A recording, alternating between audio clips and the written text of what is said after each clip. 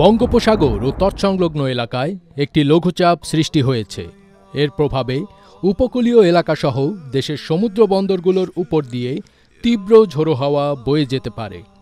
এছাড়াও আজ সোমবার ৭ জুলাই দুপুরের মধ্যে দেশের ৭ জেলার উপর দিয়ে ঘণ্টায় সর্বোচ্চ ৬০ কিলোমিটার বেগে ঝড় হতে পারে বলে জানিয়েছে বাংলাদেশ আবহাওয়া অধিদপ্তর।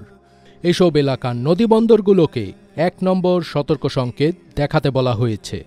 আবহাওয়াবিদ তরিকুল নেওয়াজ কবির জানিয়েছেন, আজ সোমবার দুপুর ১টার মধ্যে খুলনা, বরিশাল, পটুয়াখালী, নোয়াখালী, কুমিল্লা, চট্টগ্রাম ও কক্সবাজার জেলার উপর দিয়ে দক্ষিণ অথবা দক্ষিণ পূর্ব দিক থেকে ঘণ্টায় ৪৫ থেকে ৬০ কিলোমিটার বেগে দমকা বা ঝোড়ো হাওয়া বয়ে যেতে পারে।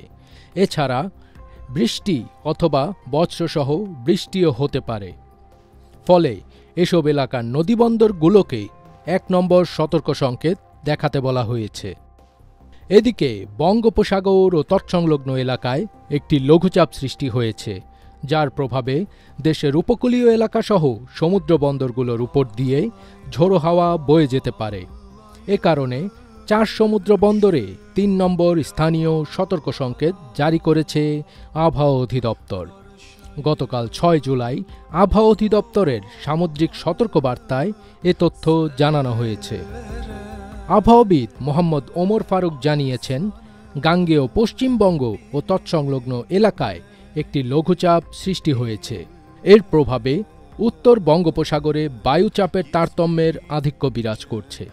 এই অবস্থায় উত্তর বঙ্গোপসাগর, বাংলাদেশের উপকূলীয় এলাকা ও সমুদ্র বন্দরগুলোর উপর দিয়ে দমকা বা ঝোড়ো হাওয়া বয়ে যেতে পারে।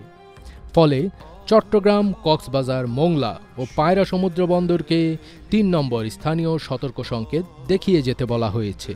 সেই সঙ্গে উত্তর বঙ্গোপসাগরে অবস্থানরত সকল মাছ ধরার নৌকা ও ট্রলারকে পরবর্তী নির্দেশনা না দেওয়া পর্যন্ত উপকূলের কাছাকাছি থেকে সাবধানে চলাচল করতে বলা হয়েছে।